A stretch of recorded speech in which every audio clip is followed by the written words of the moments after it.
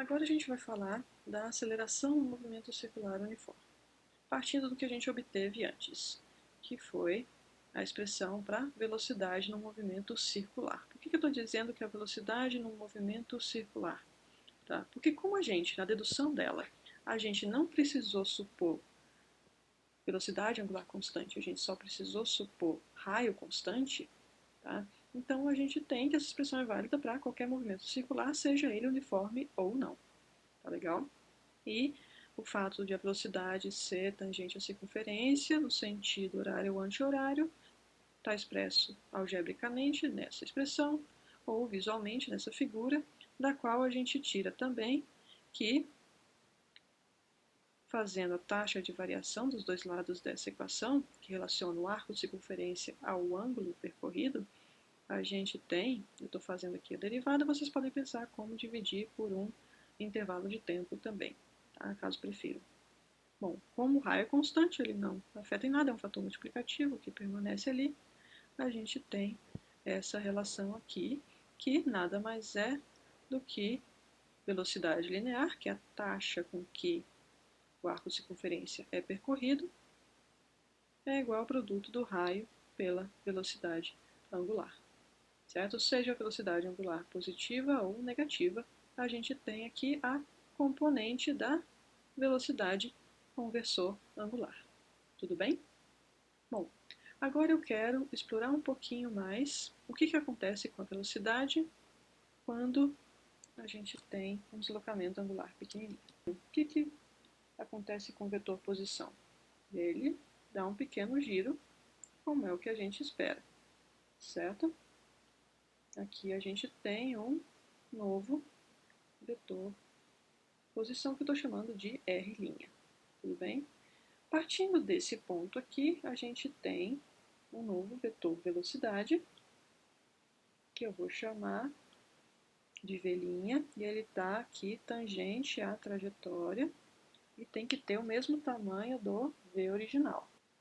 Agora eu vou pegar só a informação que eu quero das velocidades, mantendo aqui os versores para eu enxergar, e vou puxar as duas para terem a mesma origem, e eu poder desenhar o vetor variação da velocidade.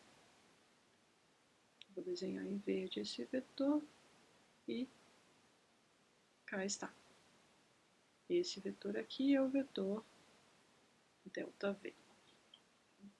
Bom, se eu conseguir pegar esse vetor aqui e comparar com o versor radial, eles estão bem próximos um do outro. Isso pode estar sugerindo para a gente que a variação da velocidade e, portanto, a aceleração, afinal a aceleração vai ser ΔV, variação da velocidade dividido pelo intervalo de tempo em que isso aconteceu, certo? Nosso querido ΔT. E sugere para a gente que a aceleração vai estar apontando para o sentido radial negativo, certo? Lembrando que o sentido radial positivo é apontando para fora, então o sentido radial negativo vai estar apontando para dentro da circunferência, especificamente para o centro dela. Bom, o que a gente pode fazer melhor do que isso é fazer conta. Algebricamente, a gente tem a expressão para a velocidade, que é o raio vezes a velocidade angular vezes o versor angular, certo? Ora, a aceleração, ela é a taxa de variação da velocidade. Bom, a gente precisa então calcular a taxa de variação, ou seja, a derivada dessa expressão inteira, certo? Bom, como o movimento é circular, o R sai da derivada, certo? Então a gente tem essa taxa de variação aqui, beleza? Aqui, ó, a gente colocou a hipótese de movimento circular, tá? Agora, a gente vai usar a hipótese de que o movimento, além de circular, é uniforme. Aqui que a gente vai usar, fazendo o quê? Supondo que não só o raio, mas a velocidade angular é constante. E daí a gente tem simplesmente a taxa de variação da direção da velocidade, que é a única característica da velocidade que está mudando no movimento circular uniforme. Perfeito. Bom, esse versor aqui, certo? A gente está falando desse versor tangencial. Ele muda com o ângulo, com a posição angular, enquanto a posição angular muda com o tempo. Aplicando o que vocês vão ver lá, que é a tal da regra da cadeia, a gente tem que isso é igual a, bom, as constantes estão aqui fora, certo? E a gente tem o quê? Que a taxa de variação do versor com o tempo vai ser igual à taxa de variação do versor com o ângulo com a taxa de variação do ângulo com o tempo. Ora, o que a gente tem aqui? Isso daqui é a velocidade angular de novo. Agora, quanto que é, então, esse daqui? Quanto que vale? Como que o versor tangencial muda à medida que o objeto gira? Bom, aqui a gente pode ver que o versor tangencial ou o versor angular, ele tem essa mudança aqui que vocês estão vendo, certo? A variação dele parece estar justamente apontando para onde?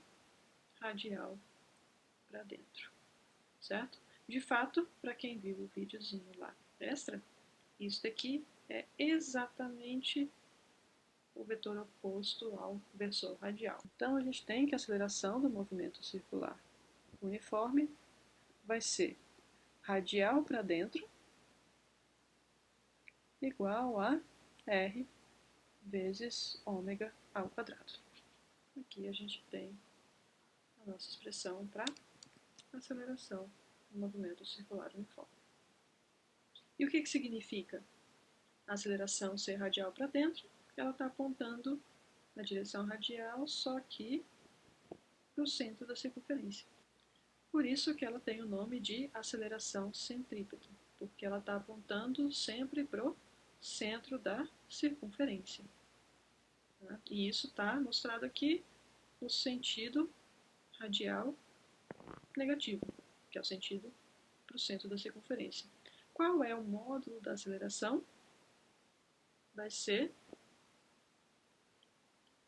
ômega ao quadrado vezes R, ou se a gente usar aqui V é igual a ômega R, então se V é igual a ômega R, a gente tem que a velocidade angular é a velocidade linear sobre o raio. Se a gente substituir aqui, a gente vai ter a aceleração igual a V ao quadrado sobre R, que é a famosa aceleração centrípeta.